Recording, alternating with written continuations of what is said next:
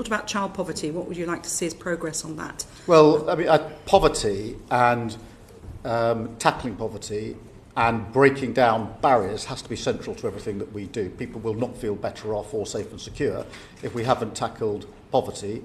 But I'm very clear in my own mind that we must tackle poverty by putting in the support that is needed, but also break down the barriers to opportunity, because otherwise we won't fix the very deep and complex causes of poverty, and that's why it's central to what we are doing. And it's not a one department issue, it's across all departments because it is so complicated and deep-rooted.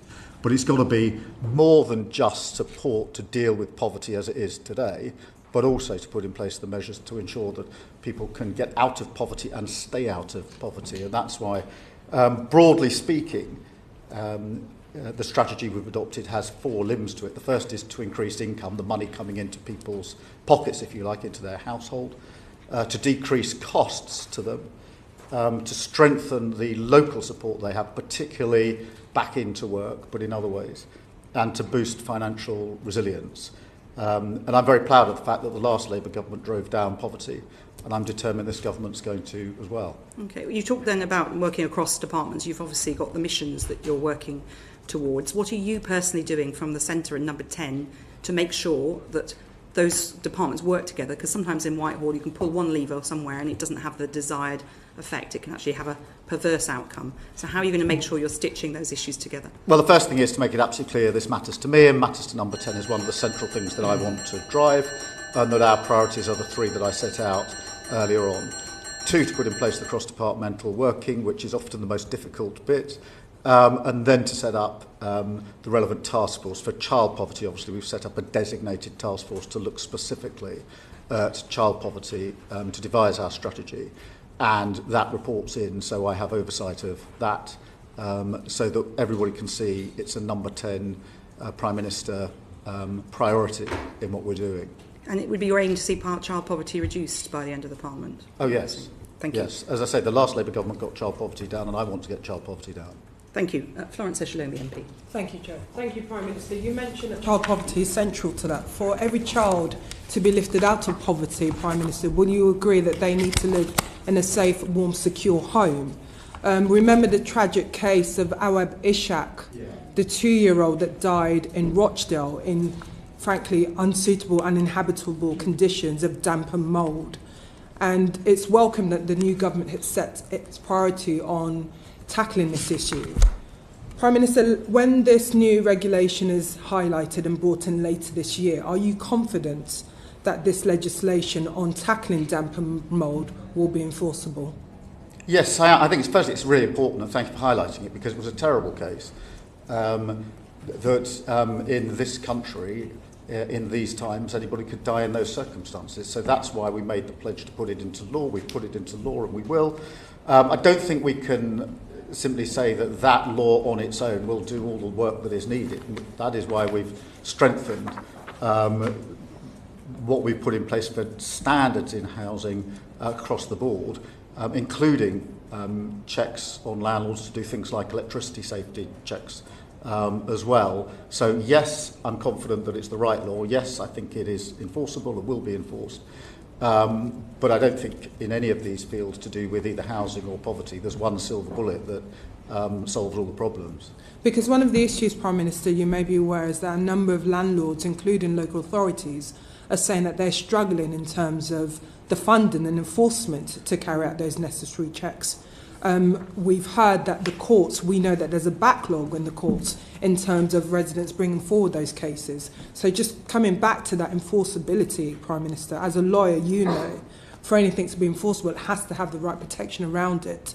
So just wanting to know if there's been discussions and that interdepartmental discussions to make sure that these cases are escalated when tenants bring them before the courts. Yes, there have been. And one of the ways in which I've set up the work of government is to have key ministers on key commitments reporting in to me for a stocktake on a regular basis, where we go through progress, what measures are in place, etc. And housing, as you would expect, is one of those. There are 6 areas where we have these regular stock takes, and housing is one of them. So the Deputy Prime Minister and her team come into number 10, and we have a session where we go through a number of different issues, but decent standards and housing and enforceability is among them. Okay. You'll recall last time we met, Prime Minister, I asked you about the government's decision to freeze the local housing allowance. And coming back to the issue around child poverty, this is an area which is keeping many children and their families in poverty because they cannot afford the rent. The recent data from the local government association responsible for all councils shows that there's a funding gap of around £7 million over the last 5 years. This is a key area pushing many people more into poverty. So I asked you again, Prime Minister, do you think that that was the right decision from a government that's ambitious on tackling child poverty? Look, I think I defend the decisions we've made. Obviously, we head into the autumn. We will get to another budget. There'll be a chance to look again across the board. But we certainly made the right decision first time round. I think I'd also emphasise something I touched on last time, which is in the end, with housing, we need to build and make available more housing across the board. There simply isn't enough, and that but means the starts, price goes Prime up. Minister, you may have seen are quite low. We're not building those houses quickly enough, and we will see more people and more children in poverty. We can't build our way out of this crisis. So in the interim, what more can the government do to help alleviate that poverty? Well, that families as I are say, there'll be facing? a child poverty strategy which we're setting out in the autumn. We will go into the budget in the autumn as well, and alleviating poverty is a priority of mine. I do think that we need to build more, though, and we have to build more because we've had a problem for many years of not building enough social and affordable housing in this country. And until we crack that problem, we will never be able to get to the fundamental roots of the failures here. And that's why, on that issue in particular, I'm pressing the Deputy Prime Minister very hard. Prime Minister, on that though, when homes are built in expensive parts of the country, it's very hard for social landlords to afford to buy them at the rate they would need to pay, make sure that the rents are truly affordable rents.